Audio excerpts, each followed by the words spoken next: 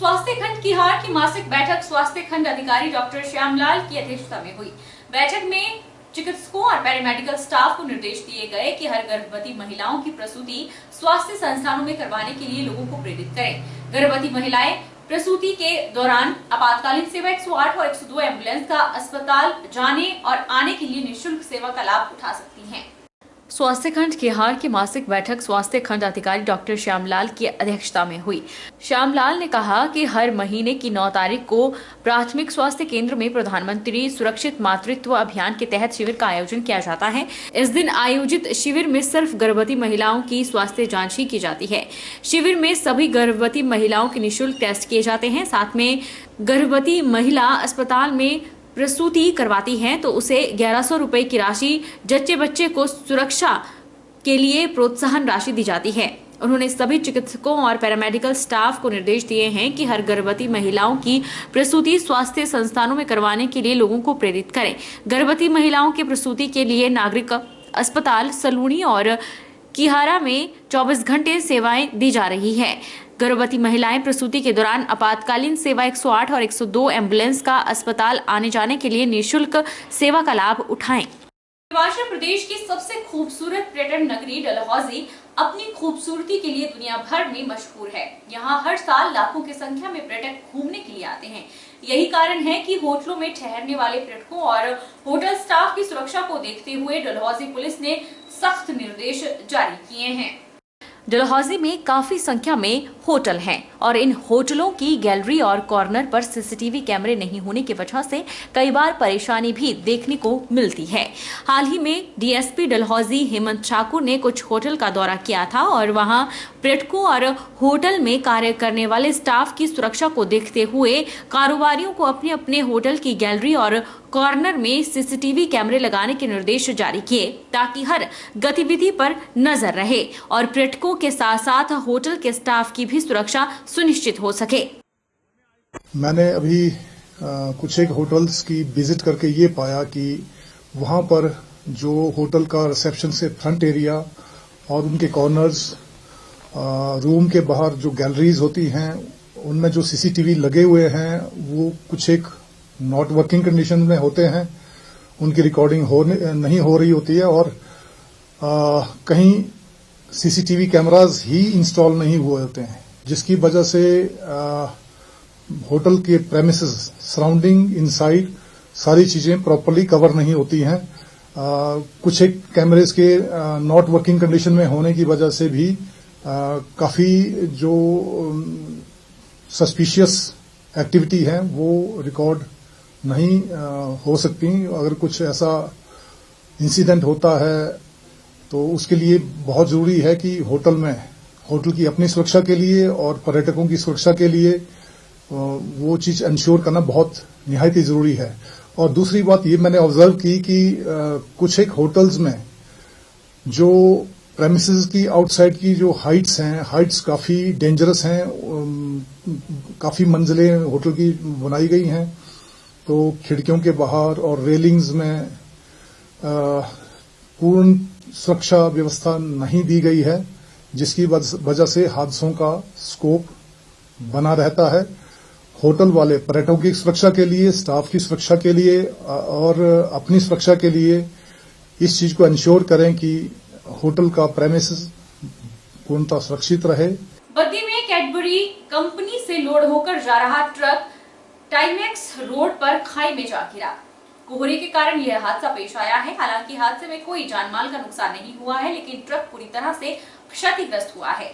वहीं थाना प्रभारी श्यामलाल ने बताया कि हादसे में ड्राइवर को मामूली चोटें आई हैं। उन्होंने सभी वाहन चालकों से अपील की है कि घने कोहरे में सावधानी से वाहन को चलाएं ताकि कोई हादसा न हो। पिछली रात हमें सूचना आई थी, देर रात कोई 11-1 बजे हमें सूचना आई थी कि काठा रोड के ऊपर एक एक्सीडेंट हुआ है। तो हमारी टीम मौका पर पहुंची और जब मौका पर पहुंची तो देखा कि रोड से नीचे एक ट्रक नंबर HP 646667 ये सड़क से काफ़ी नीचे गिरा हुआ था और जो ट्रक था इसका काफ़ी ज़्यादा नुकसान हुआ था और जो इसमें ड्राइवर था उसका नाम सोनू है और ये जींद का हरियाणा का रहने वाला है। इसे भी चोटें थी। गनीमत ये रही है कि इसको ज़्यादा जो ग्रीवियस इंजरीज कोई कॉज नहीं हुई है। बावजूद इसके मैं आपके चैनल के माध्यम से रिक्वेस्ट करना चाहूँगा कि आजकल फॉग भी बहुत ज़्यादा है, तो गैर ज़रूरी कार्य से बाहर ना निकलें। और रात को ही नहीं, मैं तो ये कहूँगा कि सुबह के वक़्त और शाम के वक़्त भी बहुत ज़्यादा फॉग होती है, तो उसमें ना निकलें। और अगर निकलना ही है तो बड़ी सावधानी से जो है गाड़ी चलाएं। धन्यवाद। रेणुका डैम के कार्य को लेकर नाहन में विशेष मुख्य सचिव बहुउद्देशीय परियोजनाएं एवं ऊर्जा हिमाचल प्रदेश राम सुभाग सिंह की अध्यक्षता में एक बैठक हुई। बैठक में रेणुका डैम से जुड़े सभी विभागों ने अपनी अपनी रिपोर्ट प्रस्तुत की।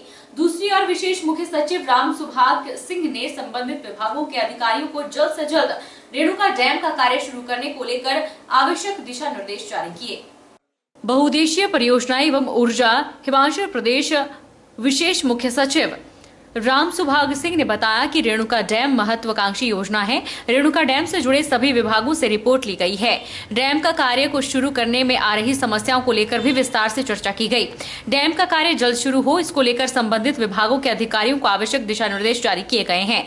उन्होंने बताया कि इसके अलावा रेणुका डैम विस्थापितों को आ रही समस्याओं पर मंथन करते हुए जल्द निपटारा करने को लेकर कहा गया है। इसके बाद मिल्क प्रोडक्शन को बढ़ाने के लिए भी विभागों के साथ चर्चा हुई। उन्होंने कहा कि प्रदेश सरकार का प्रयास है कि किसानों और दुग्ध उत्पादकों को उचित दाम मिले, इसको लेकर कार्य किया जाए।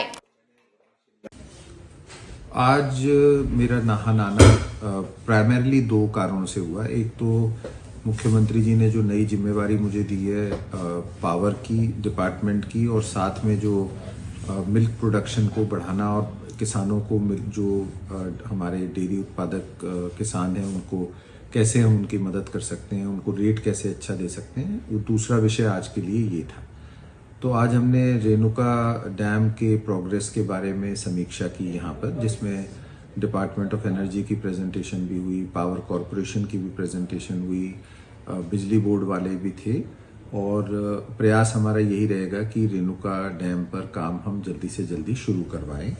और जो उसमें बीच में अड़चनें आ रही थी उनको भी आज मैंने समझने की कोशिश की है। तो एक तो मुद्दा आज की इस बैठक का नाहन में रखने का ये था कि रेणुका क्योंकि नाहन जिले में ही स्थित है, सिरमौर जिले में स्थित है, इसलिए यहीं बैठकर इस विषय पे बातचीत में करना चाहता था। घुमारवी भाजपा मंडल द्वारा भराड़ी तहसील को डिनोटिफाई करने के विरोध में भराड़ी में धरना प्रदर्शन किया। इस दौरान घुमारवी के पूर्व विधायक और पूर्व मंत्री राजेंद्र गर्ग मुख्य रूप से उपस्थित हुए। भाजपा कार्यकर्ताओं ने करीब 3 घंटे भराड़ी तहसील के प्रांगण में बैठकर सरकार के प्रति गहरा रोष व्यक्त किया। पूर्व मंत्री राजेंद्र गर्ग ने कहा कि कांग्रेस सरकार कार्यालयों को बंद करके गलत फैसले ले रही है। भराड़ी उप तहसील को तहसील का दर्जा भाजपा कार्यकाल में प्राप्त हुआ, लेकिन कांग्रेस सरकार द्वारा बदले की भावना से काम करते हुए इस तहसील को डिनोटिफाई कर दिया गया है। कांग्रेस लोगों के हितों से खिलवाड़ कर रही है। गर्ग ने कहा कि भराड़ी उप तहसील को तहसील के दर्जा दिए जाने से क्षेत्र की करीब 47,000 की आबादी को लाभ होना था। इस तहसील कार्यालय के तहत 10 पटवार वृत्त आते हैं। उन्होंने कहा कि इस क्षेत्र के लोगों के हितों को ध्यान में रखते हुए भाजपा सरकार के समय तहसील का दर्जा दिया गया था।